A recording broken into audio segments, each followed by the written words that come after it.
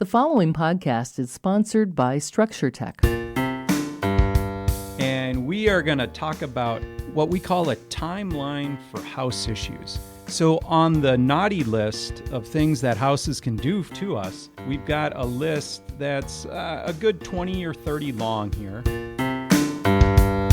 Welcome everybody to Structure Talk, a Structure Tech presentation. My name is Bill Ulrich, and as always, I'm alongside Tessa Murray and Ruben Saltzman, the dynamic duo that make up the leadership team at Structure Tech, in addition to some other great folks. Dynamic trio. Don't exclude yourself, Bill. Well, I'm just sitting here hosting this program for today. So, Bill, you are important, Yeah. okay?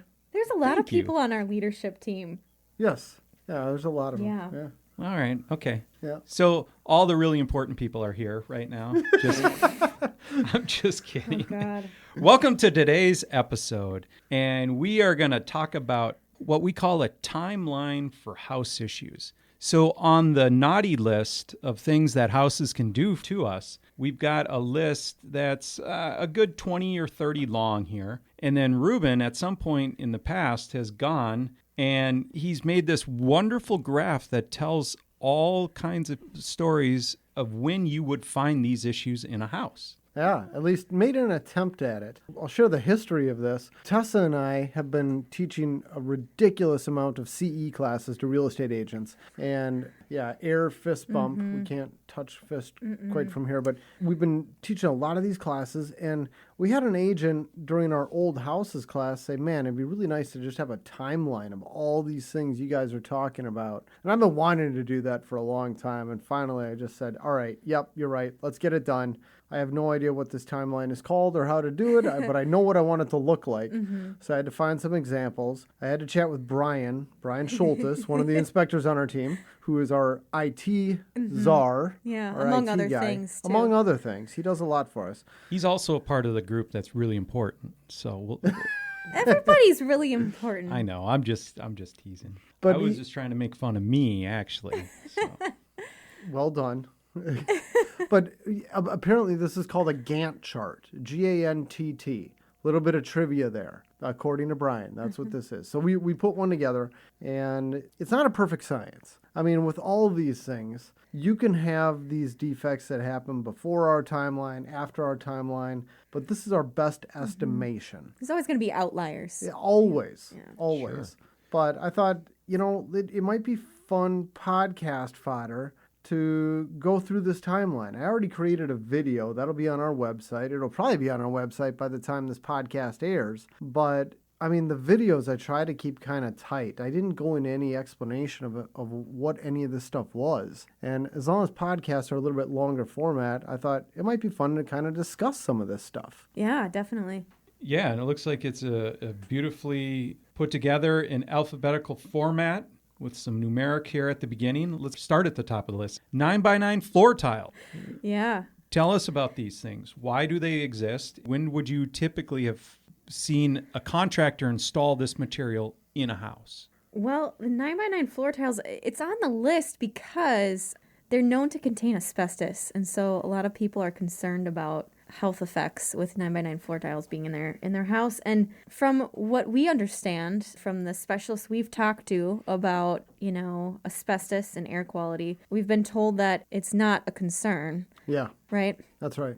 I mean, As far as health hazards. as far as health it's hazards. zero. Don't sand them and don't scrape them up or, break them up. That's Even if bad. you scrape and break, you're probably, I guess you could I agree. create some- Even if you scrape Yeah. it and break it, you're surely not going to release it into the air. The way you release it into the air is taking an angle grinder to it Don't do that. and intentionally creating a fine powder. That's it. no father who was trying to help has ever done that. that we know of. Yeah, I'm sure it's never happened. Yeah. But you can see those up until the 1980s. I mean, that's what we've got on our chart here. You might find some from the mid 80s or late 80s, but I mean, the majority, is before that period of time. Yeah, So, but the reason we include it on there is that if you're buying a home and you got that stuff and you want to put down some type of other floor covering, and you want to go to a big box retailer like a Home Depot or Lowe's or somebody like that, and you want to have them put down new floor covering over the top of that, they'll just tell you no. And I remember that from when I used to work at Home Depot. If somebody mentioned 9x9 floor tiles, it's just no, can't touch it, because these big box retailers have deep pockets and they don't want people suing them because they're the last one to touch it, so they won't touch it. If you got that stuff, you got to have it removed before you can hire somebody to put down something over the top of it. That's Now, interesting. I like their approach to simplicity, or their simple approach to this topic. I said that very clumsily, but I think you understand it what I wasn't mean. simple. Yeah. Thank you.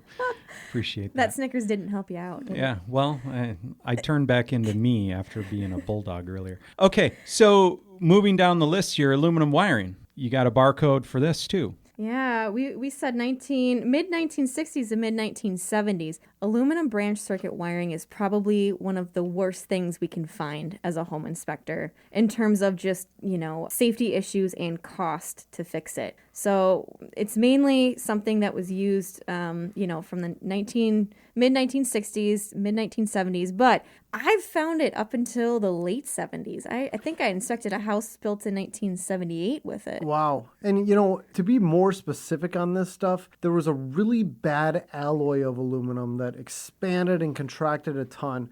And that was made between 1965 up until 1972. And then after 72, they came out with a new alloy. I think it's like this 8800 series. And it's way less expansive. It's probably not that problematic. But I found most electricians don't know the difference. Yeah. I was going to say, Well, is how it would they? identified on the outside of the I sheathing? think there's a way to identify it, yes, but I don't even remember what it is. And I think most electricians don't either. And they're going to come across it and say, this is aluminum wiring, it's hazardous.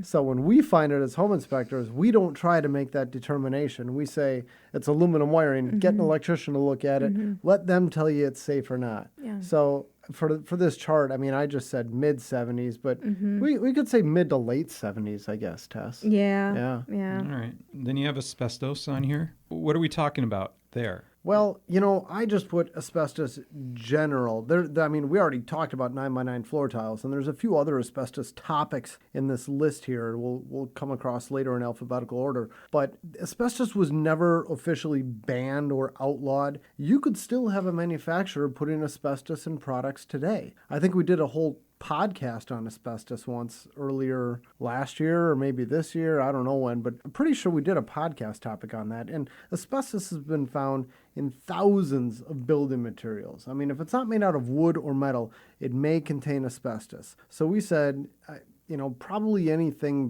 built before around 2000, there's a good chance you're going to have something in your house that contains asbestos. And we're not going to try real hard to figure out every material that could have it. If it's some of the big nasty stuff, like vermiculite insulation that we'll get to at the end. No, let's go there right now. Let's do it. Let's just skip ahead to all the asbestos stuff. Let's do it. All right, Tess. Vermiculite's really educate us. bad, period. All right, done and done. Next. Really bad. No, vermiculite, it's that type of insulation. It has kind of that gold, like a kind of a shiny pebble look to it. And it's different from all the other materials that contain asbestos in the way that it's like a loose fill type insulation. So if any little bit of disturbance can basically kind of kick up the dust and release the asbestos fibers into the air. Yep. Whereas like a 9x9 floor tile, like all the asbestos fibers are Bound together. Yeah, they're bound together in a solid material. So vermiculite is really bad stuff. There's actually a class action lawsuit. Ruben, do you want to talk about Yeah. that? I don't want to get into it. We don't I'll have put a time link to actually our on other this, blog yeah. post, yeah. But we'd find vermiculite insulation in homes built from the 20s up through around 1980. So there's a big range in home. And, like everything else in here, if a home was in existence at this time or before then, it might have it. So I said the 20s, but if a house was built in 1900 and then they added it at some point because they wanted some more in the attic, as long as it was in existence during that section, it may have it. Yeah. So we said 20s up through the 80s. That's when it was used. At least they didn't put it in the attic where if somebody drilled a hole through the ceiling, it pour down into your living space. Sounds Oh, like no. you're talking from no. experience, They Phil. they Does that happen to absolutely you? did. I've never done that. Really? Actually, one short crazy story. I was inspecting a house, I think it was in Minnetonka, and it had this wood paneling on the wall, and I happened to see something shiny kind of through some of the gaps. I looked closer.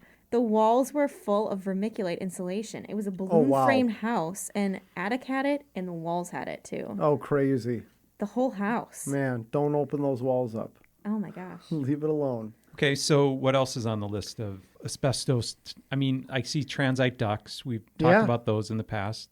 Yep, transite ductwork and From you know, the 1960s through the, what'd you say, the 80s for transite ductwork? Yeah, for Okay. sub slab, the stuff that goes underneath your home. Okay. That'd be a good timeline. And then transite was used as a gas vent for a pretty short period of time. This is based on what we have found at Structure Tech. It could be a wider range, but we've found this stuff in homes built from about 1949 up until about 1954. So it's a pretty narrow range. Very specific. Yeah, and that's where they used a transite gas vent for the furnace and water heater. And the problem with that is that it flakes apart on the inside and eventually collapses and prevents the exhaust gases from rising up and out of the home, which leads to carbon monoxide issues inside the home. It's a very serious safety issue. Oddly, the asbestos doesn't kill you. It's the carbon monoxide. Yeah. Yes. Yeah, all right. All right. Ironic. That kind of covers that material, the A word, right? Yeah. Yeah. What else do we have here? Well- Attic bypasses. Do tell, because these exist today. So why isn't the bar all the way across from zero? Well, yeah, so it looks like on this Gantt chart, we've got attic bypasses from 1900 to 1992-ish, right? Exactly. Yeah, 1992. And houses today, built today, still have attic bypasses, but there were measures put in place from 1992 on that were trying to reduce the amount of attic bypasses in houses and make houses more airtight. So it's not saying that houses built after 1992 can't have attic bypasses. It's just builders are actively trying to not have them. Exactly. Yeah. It's kind of saying that if we're going to inspect a house built before 92 and we go in that attic and you don't find attic bypasses, you didn't look because they're there. I mean, you just better expect to find them. And the only exception to that is if somebody hired an insulation contractor to come out and seal everything off. And I mean, it's really easy to find. The easy way to do that is go to the furnace vent, pull some insulation away there. And if that's wide open, everything is open. Gotcha. Okay, so moving down, we've got buried fuel tanks. Okay, buried fuel oil tanks. I can't believe that it goes up until the mid-1980s. Yeah. And I'm putting that down from personal experience. Wow. There was a home that I inspected in Maple Grove built, I can't remember if it was 82, 84, 88. I don't remember. It was mid-80s.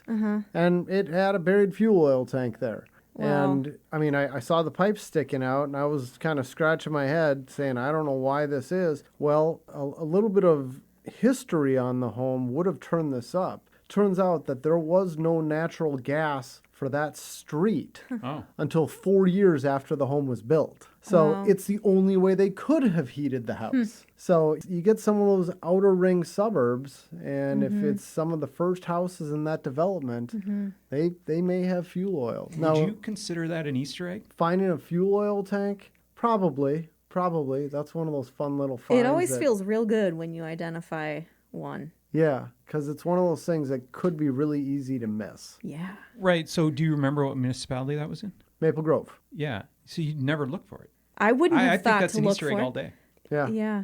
Especially from the 1980s. I mean, if you're off on your game that day, you're going to walk by that thing and just. Oh, for sure. Yeah. Some of these can be so easy to miss. I mean, we've got pictures on our website. We've got pipes hidden behind bushes and pipes low to the ground that, I mean, it would be so easy to miss. And we're not taking the time to dive into why this can be a big issue or what they look like or, any of the details, but you No, did a maybe really we'll- good video that if anyone wants to learn more, they can check out your YouTube video Yeah. on fuel oil tanks. It's one of those things that has a few zeros behind it to fit. Yeah, It just a sure few. does. So, and it's going to cost somebody something at some point. So you want to find them. So And they- you know what? Side note on the history of that, if you had a home that was in existence before the 30s, it's almost a guarantee that there was a fuel oil tank at that home at some point because all these houses were going to be heated with coal. And then in the 30s, it started becoming really popular to switch over from coal to fuel oil. because they weren't working off natural gas just yet. Gotcha. So this is per Dean's Tanks. That's a company we always recommend for fuel oil removal, and this is what they've told me. Gotcha. So they would just dig up the house next to the house. They'd drop that thing in the ground, punch a hole through the concrete or the block wall, and They'd do that, or they'd put the tank inside the home. It could be that too. But that Seems- wouldn't be a buried tank. That'd be a freestanding right, that'd be tank. out in the open. Yep. You know, it's funny. Where I grew up, my next door neighbor's father was a architect kind of contractor guy, and he built a house in the 1980, and he threw a fuel oil tank in the basement. Wow. Thought it was really interesting. I'm like, we use propane or LP, and they use fuel oil. But another side note that I see on a regular basis, the old fuel oil trucks still rolling around my neighborhood in St. Paul. So it's not like I see them every single day, but there's one or two, and it's always the same company, and the trucks look like they're as old as the fuel tanks that we find in the ground too. That's because you're in St. Paul. Air 5 Tessa. Oh, Thank you very much. Capital City, by the way. Fantastic I love group St. of Paul. people. I do love St. Paul. Great restaurants. Revival. If you've never been, Oh yeah. go to Good, Revival good. on Selby Avenue. Making my mouth water. Best fried chicken in the world. Yes. I've been to the one in Minneapolis, yeah. Just like Hattie B's down in Nashville. You know. I was in Nashville within the last year, and you told me to go to Hattie B's, and I got it. Hattie B's really? is just Yes. oh, that's like death I row did. meal alongside my wife's crab curry. But Revival is really close. Okay, they're really, really, really good at what they do. All right, moving off this food We should topic. get sponsored by Revival. I'd say for free. I don't need any. Wow, here we go. Federal Pacific Stab Lock panels. We've kind of covered that already. But Well, we covered that on our last podcast. We kind of dug into it, but the short answer is about 80% of the FPEs we find are going to be homes built in the 70s and early 80s. You may find them going back, I don't know, anything before then. I mean, it's I kind of like found- vermiculite. If the house was standing between the 70s and the 80s, Yeah. they could have a Federal Pacific panel. Yeah, they were making the panels from the 50s on, but we've found them in homes built in the 20s, Yeah. 30s, 40s. I mean, all those. so it's fair to say this NAT chart. Gantt. I know I did that on purpose. It's fair to say this is just gets your spider senses up when you walk into a house of this age. You're like, yeah, I'm looking for the aluminum wiring. I'm Yeah. looking for the stab lock panel because this is the bullseye zone for these types of things. Yep, exactly.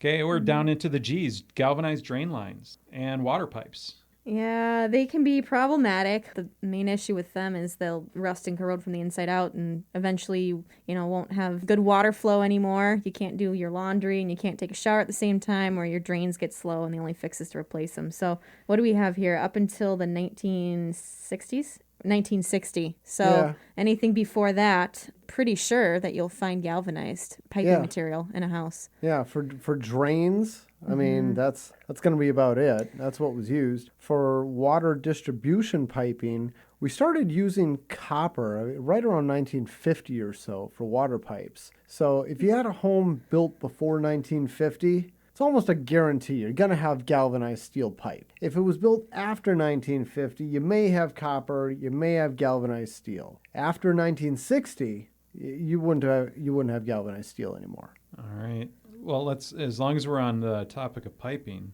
lead or galvanized water mains. That's what I'm trying to say. Yeah. That's got 4 or 5 zeros behind the fix on that one. That's a big deal. Yeah. Yeah, going Yeah, out to it the could be. street. And we covered that on our pilot episode Think of this so. podcast, didn't we? You shared a good story. I think that was one of our Easter egg stories about finding a galvanized water main in a house where they had replaced all of the distribution piping with copper. And it looked like it was a copper main coming in, but the flow was really bad in the house. And it turns out they had replaced the main out to the curb stop, but the section of pipe that went under the street was still original galvanized. Very So, expensive. Yeah. And so what's the timeline on that, Tess? It looks like up until the early 30s, potentially. Well, 32 for Minneapolis, 28 for St. Paul, I think. Yeah, See, we were ahead of the curve. you were. You were on that We're one. going to Give give that to you, Give Bill. yourself some All right, points. Very good. Very good. You can have that. Well, here's a good one. All right. So this one always needs explaining because people understand it, but they don't. Problematic stucco and stone veneer siding. Sure. and it's important to qualify this because almost all the stucco out there is great. No problems with it. But if you got a home built from about 1988 on, that stuff might have some problems. There's been a 88, lot of really expensive stuff. Why 88, Ruben?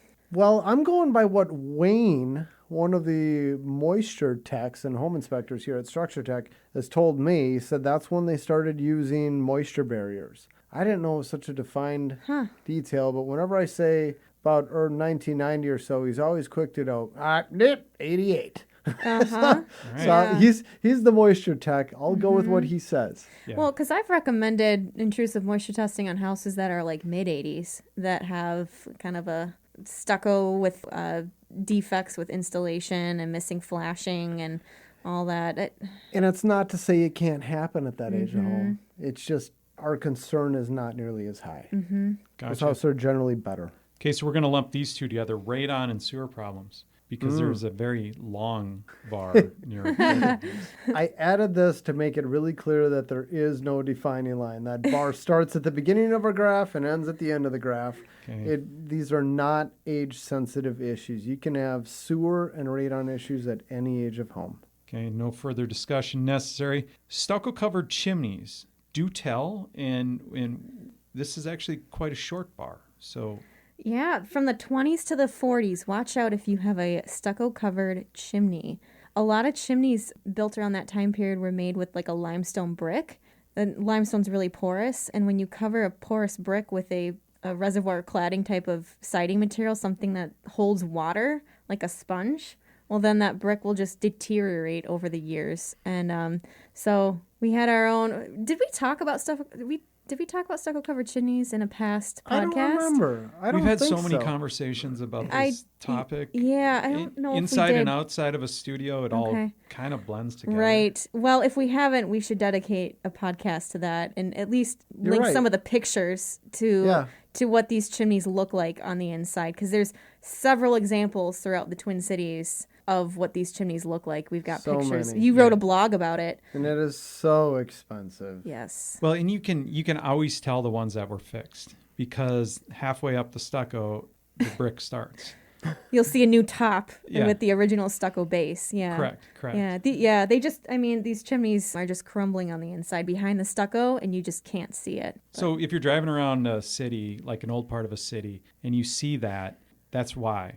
Little by little, it just kind of decays, and then one day it just declares itself like a nasty pimple or something, and then it's got to be fixed. And it's a pretty expensive fix.